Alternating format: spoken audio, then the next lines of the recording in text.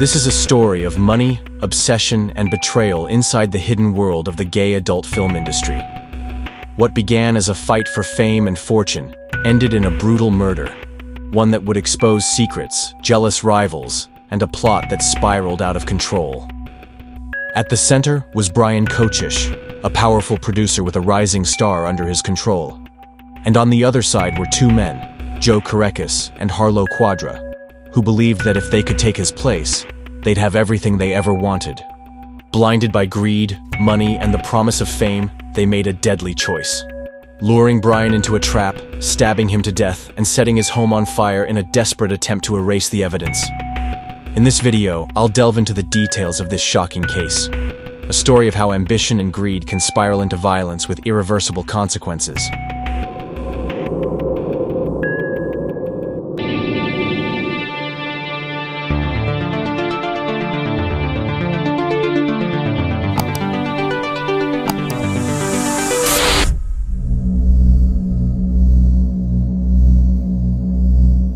Bryan Kocis was a 44-year-old businessman from Dallas Township, Pennsylvania. By the early 2000s, he had built a successful career in the gay adult entertainment industry. Under his company, Cobra Video, Bryan became well known for discovering and promoting young performers. His most famous find was Brent Corrigan, a young actor whose fresh-faced looks would make him a breakout star in the mid-2000s. But behind the glossy success, there was controversy. Bryan had a reputation for being controlling over his actors' careers, holding exclusive contracts that prevented them from working with other studios. Brent Corrigan, real name Sean Lockhart, would later reveal he was underage when he first filmed with Cobra Video, adding more scandal to Bryan's name. Still, Bryan remained a powerful figure in the industry. Meanwhile, in Virginia, 25-year-old Harlow Cuadra and his older partner, 33-year-old Kerekes, were living a very different kind of life. Together, they ran an escort service and produced amateur adult films. They wanted more: money, fame, and power. Harlow was young, handsome, and hungry for stardom. Joe was the strategist, the one who kept their business afloat.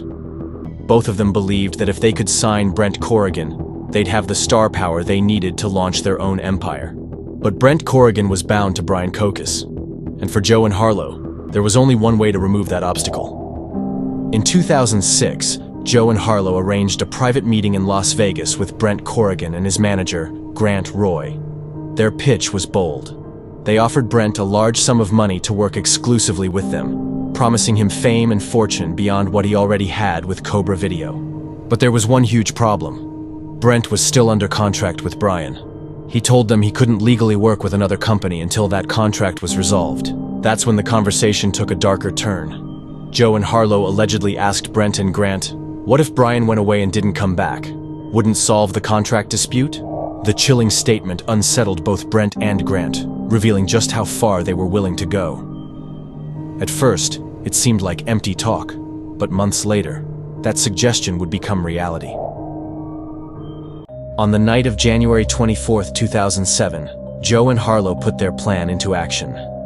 Using a fake identity, Harlow posed as a potential client named Danny Moylan. He emailed Bryan interested in working for Cobra Video and arranged a meeting with Bryan at his Pennsylvania home.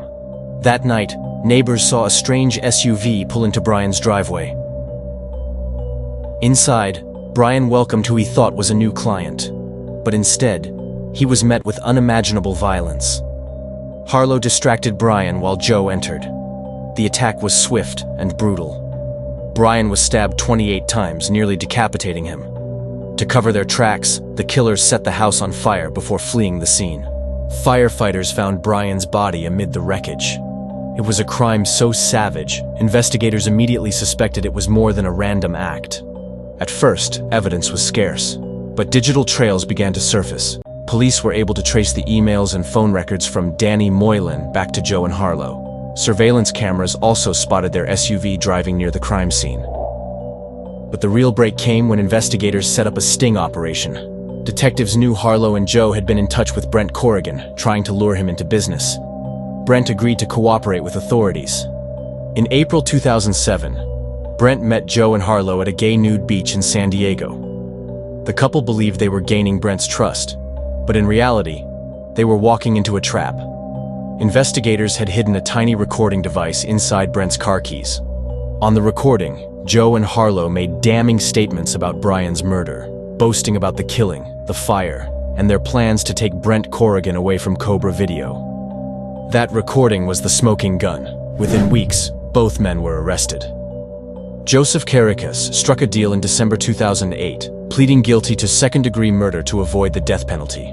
He was sentenced to life in prison without parole. Harlow Cuadra went to trial in 2009.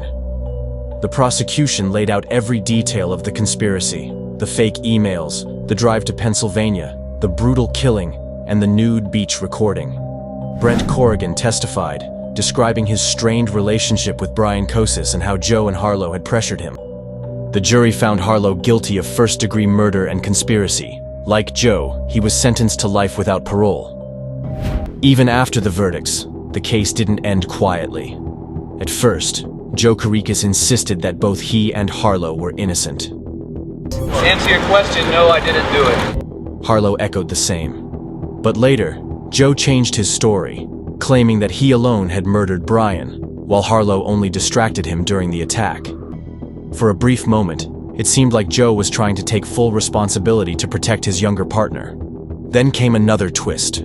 Joe retracted that confession, admitting he had only said it in an attempt to help Harlow. The shifting stories showed the tangled and toxic bond between the two men, sometimes trying to protect one another, other times pointing fingers. Harlow, meanwhile, maintained his innocence from day one. During his trial, he testified that on the night of the murder, he was merely posing as a model and getting acquainted with Bryan when Joe suddenly stormed into the home. According to Harlow, Joe went crazy wild, stabbing Bryan repeatedly and ultimately killing him. But despite his testimony, the jury was unconvinced. The evidence, including the nude beach recording and the digital trail, was overwhelming. Harlow was found guilty of first-degree murder. The murder ended Cobra Video, leaving the gay adult industry shaken. Brent Corrigan tried to move past the scandal, eventually sharing his side of the story years later. In 2016, the case hit Hollywood with the film King Cobra, starring Christian Slater as Bryan Kocis, Garrett Clayton as Brent Corrigan, and James Franco as one of the conspirators. While dramatized, it brought renewed attention to the greed and obsession that fueled the crime. The King Cobra case is more than just a true crime story. It's a cautionary tale about how ambition, greed, and jealousy can spiral into violence. Bryan Kocis lost his life, and Joe Kerekes and Harlow Cuadra lost their freedom, all for a dream that was built on deception, lies, and greed. Now tell me, what are your thoughts on this case? Let me know in the comments below. And don't forget to like and subscribe for more LGBTQ true crime.